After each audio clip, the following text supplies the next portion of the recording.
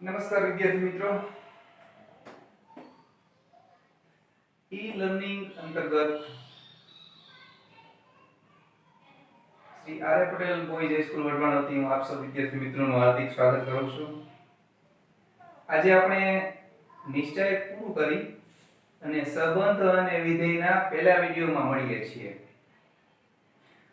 સંબંધ અને વિધેય એ ભાગ 1 નું પહેલું ચેપ્ટર છે. અભ્યાસ કરતા પહેલા આપણે થોડું પૂર્વ જ્ઞાન યાદ કરાવી લઈએ. કાર્તેજીય ગુણાકાર એટલે શું એવો આપણે અભ્યાસ કરી ગયા છીએ.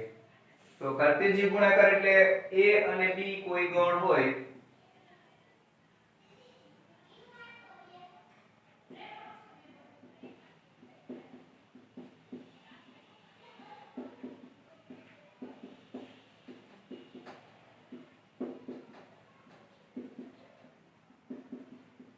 કાર્તેજીય ગુણાકાર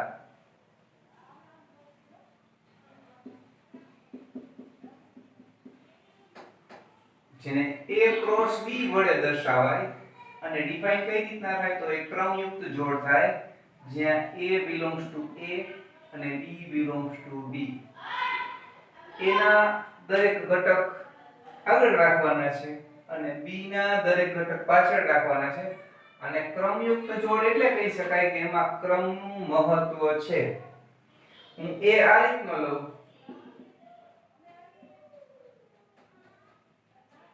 b આ રીતનો લઉં તો a ક્રોસ b એટલે કે એવી ક્રમયુક્ત જોડ કે જેના આગળના ઘટકો a માંથી આવેલા હોય અને પાછળના ઘટકો b માંથી આવેલા હોય. 1 4 1 5 1 6 2 4 2 5 2 6 3 4 3 5 અને 3 6 આ રીતે a અને b નો કાર્તેજીય ગુણાકાર મળે. આ જ રીતે b ક્રોસ a તમને શું મળે એ મૌખિક ચર્ચા કરી છે. b ક્રોસ a 4 1 4 2 4 3 ક્રમયુક્ત જોડ હું બોલું છું. 5 1 5 2 5 3 6 1 6 2 6 3 આ રીતે મળે. તમે એ પણ જાણો છો કે એમાં n સભ્યો હોય અને b માં m સભ્યો હોય.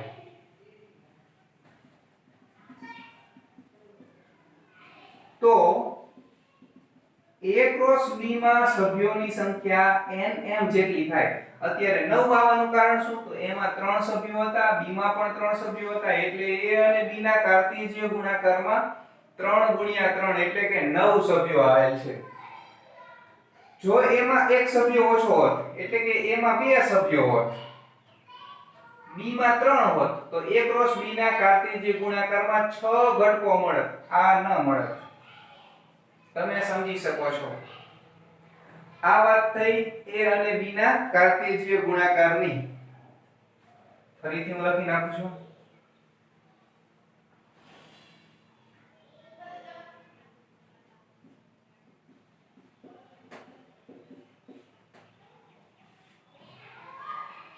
તો હવે a થી b પરનો એના પહેલા સંબંધ સમજતા પહેલા આપણે n ક્રોસ n શું હોઈ શકે એ હું તમને મૌખિક થોડીક ચર્ચા કરી દઉં. n શું છે? તો n પ્રાકૃતિક સંખ્યાઓનો ગણ છે.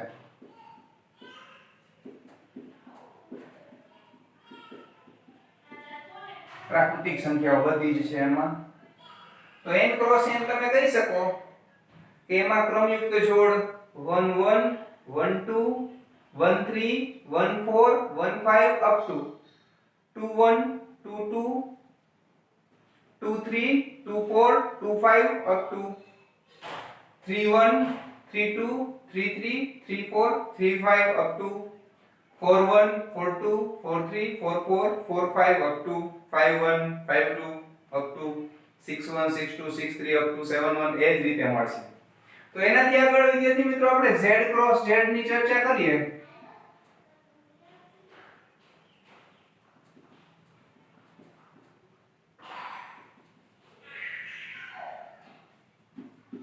હું બીજી વાર z એટલે લખું છું કે આપણે સમજવામાં સહેલું પડે.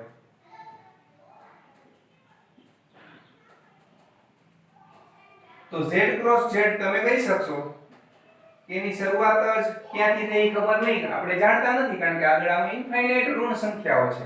આપણે -3 થી ચાલુ કરતા હોય ને તો -3 નો પાછળનો ઘટક કયો છે એ કહી શકાય નહીં. -3 -100 હોઈ શકે, -3 -10 લાખ હોઈ શકે. આપણે એટલે ટપકા ટપકા મૂકેલ છે -3 -3 -3 -2 -3 -1 -3 0 -3 1 -3 2.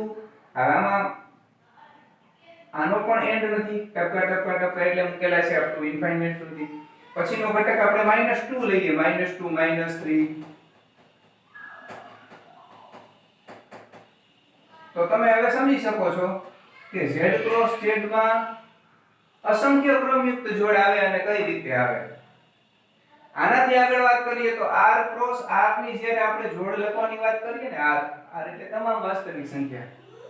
તમે 0 પોઈન્ટ ધારો કે 0 થી ચાલુ કરો, પેલી જોડ 0 0 લખો, પછીની તમે લખવા જાવ ને તો એની વચ્ચે અસંખ્ય બીજી જોડ 0 0.1 લખો તો એની વચ્ચે હજી 0 0.01 0 0.001.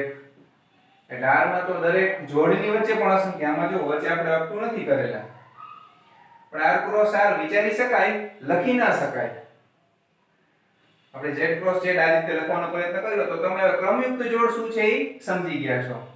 ક્રમયુક્ત જોડ સમજી ગયા તેના પછી હવે આપણે બે ગણના કાર્તેજ્ય ગુણાકારને આધારે સંબંધ કઈ રીતે ડિફાઇન થાય તેની ચર્ચા કરીશું.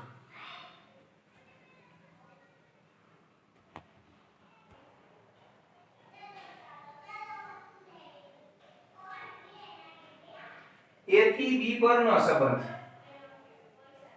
તો એની વ્યાખ્યા આ રીતે છે: a ક્રોસ b ના ઉપગણને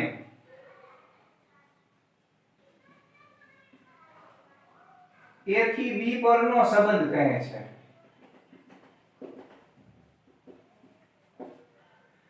શબ્દ ઉપગણ આવ્યો તો ઉપગણ પણ તમને સમજાવી દઈ કે ધારો કે કોઈ x ગણ આ રીતે હોય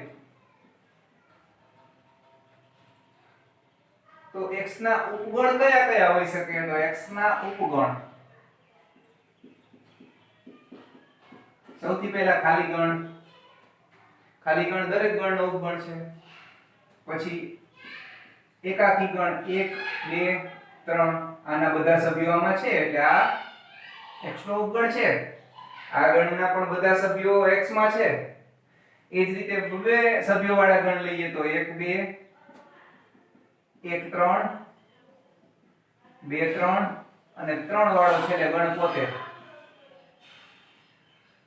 તો આ બધા x ના ઉપગણ થયા. તમે એ પણ જાણો છો કે કોઈ પણ ગણને કેટલા ઉપગણ હોય. ગણમાં સભ્યોની સંખ્યાને આધારે તે વસ્તુ નક્કી થતી હોય છે. જો કોઈ ગણમાં n સભ્યો હોય, ધારો કે a માં n સભ્યો છે તો a ના ઉપગણ આ જે pa છે એનો ઘાત ગણ છે એટલે ઉપગણોથી બનતો ગણ, અથવા તો ઉપગણોની સંખ્યા પણ કહી શકાય. ઉપગણોની સંખ્યા કેટલી હોય તો બગડાની n ઘાત જેટલી હોય છે. અહીંયા તમે જાણો છો કે x માં 3 સભ્યો હતા તો x ના ઉપગણો કેટલા મળશે? તો બગડાની 3 ઘાત એટલે કે 2 * 2 * 2 8 8 મળ્યા. 1 2 3 4 5 6 7 ને 8.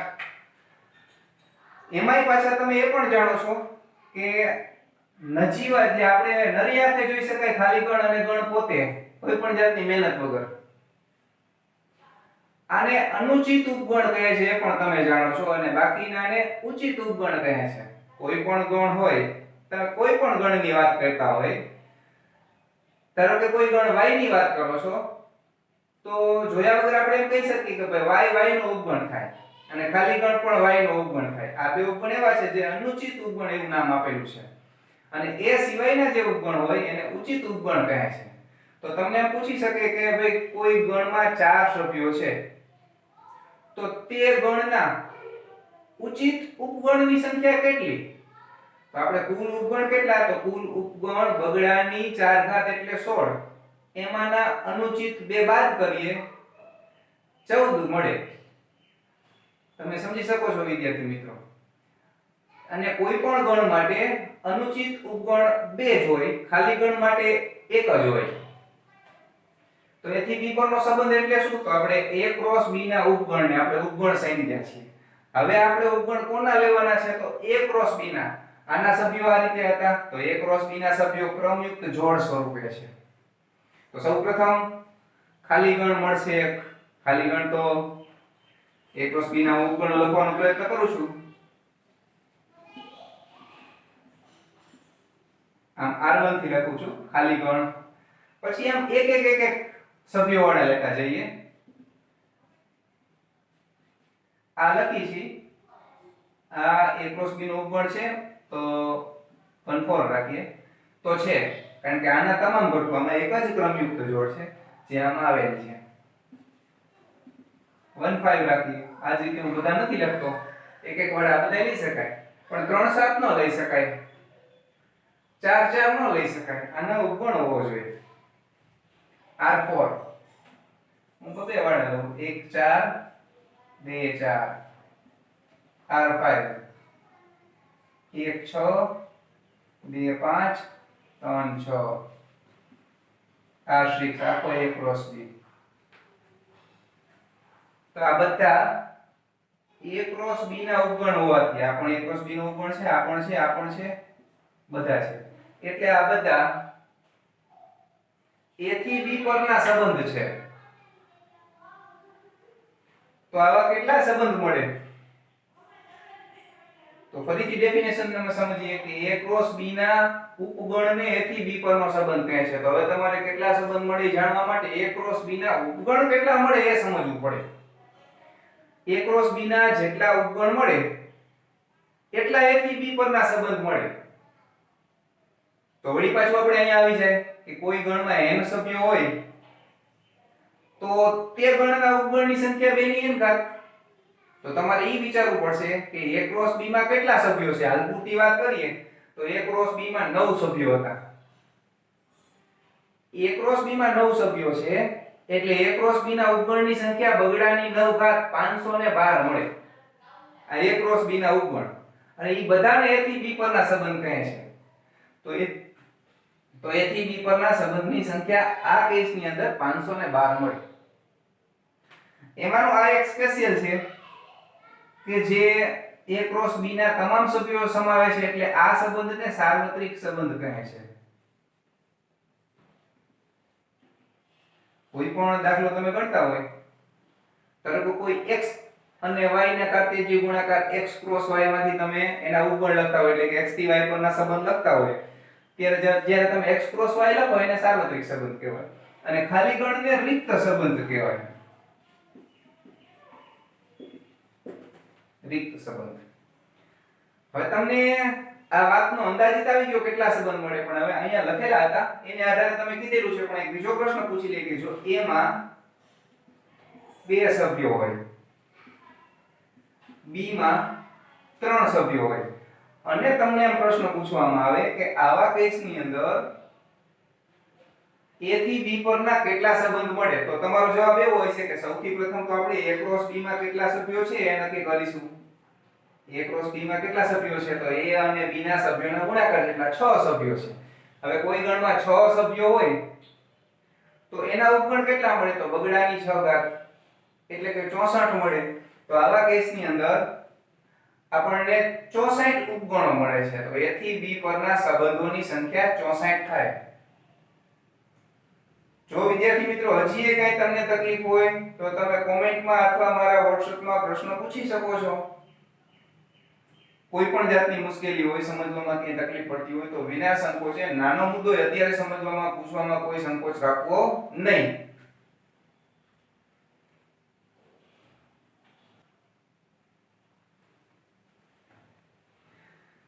હવે a થી b પરના સંબંધની તો ચર્ચા કરી. તો a થી a પરનો સંબંધ એટલે શું? તો તમે સમજી શકો છો કે a થી a પરનો સંબંધ, જેને આપણે વાંચતી વખતે હવે માત્ર a પરનો સંબંધ એમ વાંચીશું. a પરનો સંબંધ એટલે a ક્રોસ a ના ઉપગણ ને a થી a પરનો એટલે કે માત્ર a પરનો સંબંધ કહે છે. આપણે સમજી છીએ હવે જે a થી b પરના ને બદલે a થી a પરનો સંબંધ સમજી છીએ. હું એક a લખું છું તો a ક્રોસ a તમે કહી શકશો 1 1 1 2 1 3 2 1 2 2 2 3 3 1 3 2 3 3 આવું તમે સમજી શકશો. આપણે a પરના બધા સંબંધો નહીં, કારણ કે બહુ વધારે સંબંધો આવશે. a પરના કેટલા સંબંધ મળશે તો તમે કહી શકો કે a ક્રોસ a ના જેટલા ઉગણ છે તેટલા મળશે. a ક્રોસ a ના ઉગણની સંખ્યા a ક્રોસ a માં સભ્યોની સંખ્યા 9 હોવાથી a ક્રોસ a ના ઉગણની સંખ્યા બગડાની 9 ઘાત એટલે કે 512 મળે. આપણે બધાય નથી લખવા પણ થોડા ઘણા લખવાનો પ્રયત્ન કરીએ. a થી a પરના એટલે કે a પરના સંબંધો.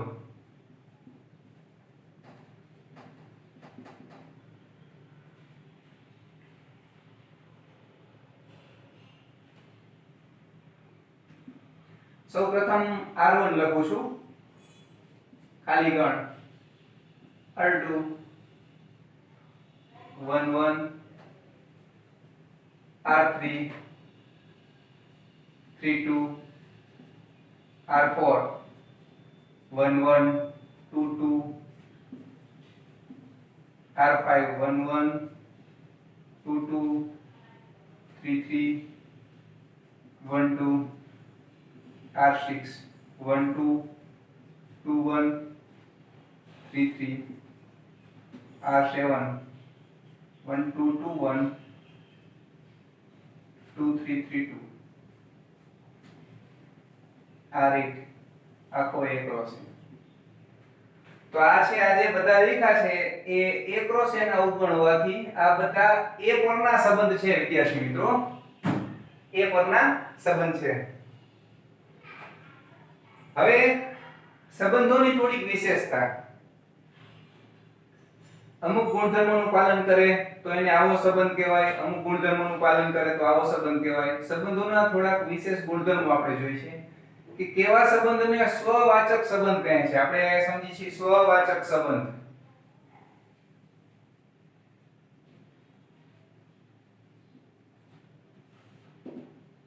તો સૌપ્રથમ હું ડેફિનેશન લખું છું. a પરનો સંબંધ r છે.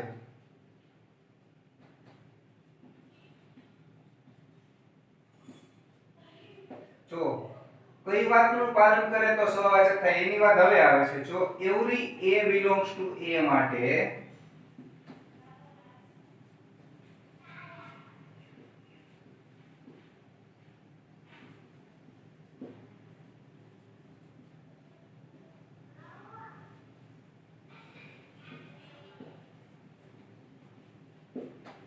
પોતાની જોડ પોતાની સાથેની જોડ r માં હોય. તો ફરીથી એક વખત વિદ્યાર્થી મિત્રો શું લખેલું છે ધ્યાનથી જોઈજો.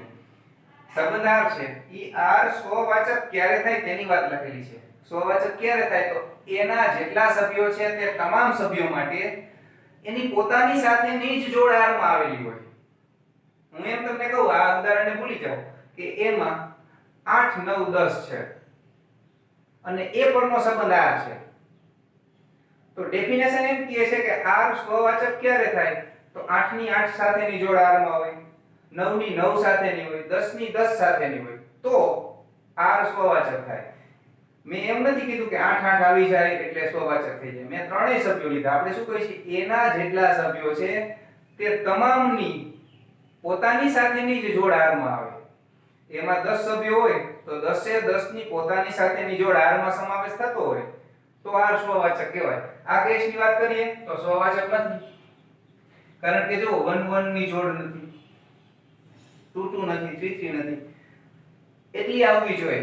એના જેટલા સભ્યો છે તેની પોતાની સાથેની જોડ જો સમાવે તો થાય. આ થશે r2. તો તમે કહીશો કે 1 1 ભલે આવ્યા પણ તમામ સભ્યોની નથી આવી, 2 2 નથી, 3 3 નથી. એટલે આ જોડ સ્વવાચક થશે નહીં. આ પણ નહીં થાય. 1 1 2 2 નહીં થાય, કેમ કે એના જેટલા સભ્યો છે તમામની હોવી જોઈએ. જો 3 ની પોતાની સાથેની જોડ આવેલી નથી તો આ કેસમાં થશે, તો આ થશે.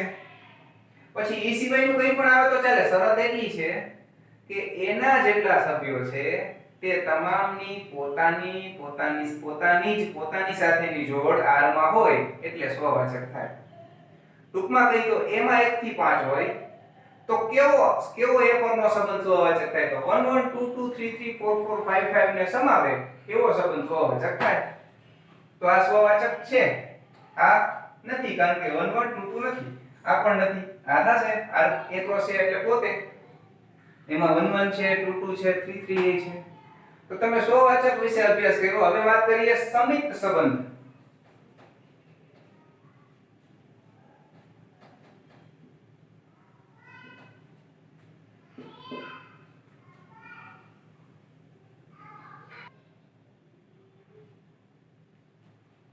ફરીથી વાત કરી ડેફિનેશનની. એ પરનો સંબંધ R છે.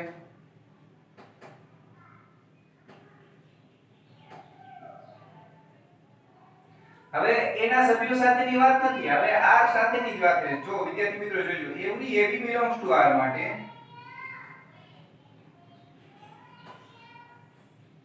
BA belongs to R હોય તો R ને સમિત સંબંધ કહે છે. હવે તમે સમજી શકો છો કે હવે ઉપર જોવાનું નથી, હવે માત્ર આમાં ખબર પડી જાય કે R માં જેટલી જોડ હોય ઈ તમામની ઉલટી જોડે તેમાં આવેલી હોય તો R સ્વવાચક થાય. આમાં જેટલી જોડ છે, નહીં તો જો તમારે ઉદાહરણ આપવું પડે. આ સ્વવાચક છે, સોરી સમિત છે. કેમ? કારણ કે અંદર જેટલી જોડ છે એની ઉલટી જોડ છે. બીજા કેસની વાત કરીએ 1 1, એની ઉલટી જોડ 1 1 છે. આ કેસમાં સમિત નથી. કેમ? કારણ કે 3 2 એવી જોડ છે કે જેની ઉલટી જોડ 2 3 R3 માં આવેલી નથી, એટલે આ સંબંધ સમિત નથી. આ સંબંધ સમિત સંબંધ છે કારણ કે 1 1 ની ઉલટી જોડ છે, 2 2 ની ઉલટી જોડ 2 2 છે. હવે તમને એમ થાય કે ઈ તો 1 1 તો આપણે જોઈ છે, તો આની ઉલટી ક્યાં બીજે? ગણની અંદર તમે જાણો છો કે કોઈ પણ સભ્યને બીજી વખત લખવામાં આવતો નથી. 1 1 ની જોડ ક્યાં? તો આ રહી. 2 2 ની ઉલટી જોડ ક્યાં? તો આ રહી. આની અંદર આની ઉલટી છે, આની ઉલટી જોડ છે, આની ઉલટી જોડ છે. ઉલટી એટલે આગળ ક્રમ બદલાવાનો છે. પણ આ ઘટકની ઉલટી જોડ 2 1 એ R5 માં નથી, એટલે આ સંબંધ સમિત સંબંધ નથી. R6 ની વાત કરીએ 1 2 એની ઉલટી આ છે, 2 1 ની ઉલટી આ છે, 3 3 ની ઉલટી પોતે, તો R6 સમિત સંબંધ છે. આગળના વિડિયોમાં આપણે સમિત પછી પરંપરિત સંબંધનો અભ્યાસ આગળના વિડિયોમાં કરીશું.